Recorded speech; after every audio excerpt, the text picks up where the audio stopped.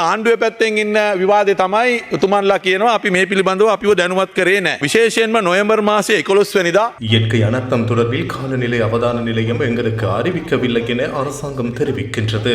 கடந்த நவம்பர் மாதம் 11ஆம் தேதி ஊடக சந்திப்பொன்றினை நடத்தி காலநிலை அவதான நிலையம் காலநிலை தொடர்பில் அறிவித்திருந்தது. 14ஆம் தேதியும் அந்த நிலையம் எச்சரிக்கை ஒன்றை விடுத்திருந்தது. அதே போன்று 17ஆம் தேதியும் 22ஆம் தேதியும் தொடர்ச்சியாக எச்சரிக்கைகளை விடுத்து வந்தது. இறுதியாக நவம்பர் மாதம் 23ஆம் தேதியும் காலநிலை தொடர்பில் எச்சரிக்கை விடுக்கப்பட்டது.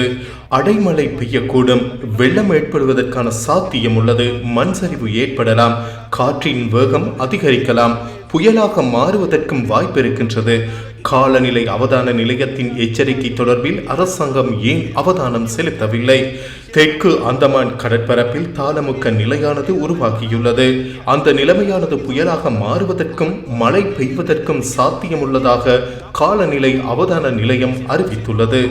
பாதுகாப்பு அமைச்சின் செயலாளரின் தலைமையில் பல தடவைகள் ஒன்று கூடல்கள் இடம்பெற்றன. இதன் போது ஏன் இந்த விடயம் தொடர்பில் கலந்துரையாடவில்லை? குறைந்தபட்சம் ஒரு அறிவித்தலையாவது பொதுமக்களுக்கு விடுத்திருக்கலாம். கலந்துரையாடல்களில் விடயத்திற்கு பொறுப்பான அனைத்து அமைச்சின் பிரதானிகளும் பங்கேற்றிருந்த போதிலும் மேற்கொள்ளப்பட்ட தீர்மானம் தான் என்ன?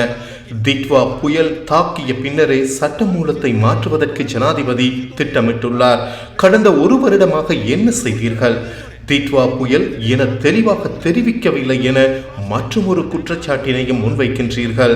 புயல் என தெரிவித்தால் போதுமானதுதானே, அதனை வேறு எவ்வாறு தெரிவிப்பது? போசத் ரடக் லசன ஜீவிதைய என்ற உங்களது நூலில் குறித்த சட்டமூலத்தை திருத்துவதற்கான ஆலோசனை முன்வைக்கப்பட்டுள்ளது. அதனை நீங்கள் ஒரு தடவையேனும் மீண்டும் வாசித்துள்ளீர்களா? இல்லை என்றுதான் நினைக்கின்றேன். அதில் குறிப்பிடப்பட்டுள்ளவற்றை மீண்டும் எடுத்து தயவு செய்து வாசித்து பாருங்கள். அதில் குறிப்பிட்டுள்ள உறுதிமொழிகளை நிறைவேற்றுவதற்கு முயற்சி செய்யுங்கள். ඕලන්ගේ ගෙදර තියෙනවා අර පෝසත් රටක් ලස්සන ජීවිතයක් කියන ලොකු පොත. ඒ පොතේ තියෙනවා මේ කළමනාකරන පනත වෙනස් කරන්න ඕනේ කියලා. දැන් අවුරුද්දක් ගියානේ. ගරු මන්ත්‍රීතුමා ඒකයි මම කියන අවසාන කරන්න. ඒ හින්දා අපි කියනවා ඉඳගෙන මේක කියවන්න.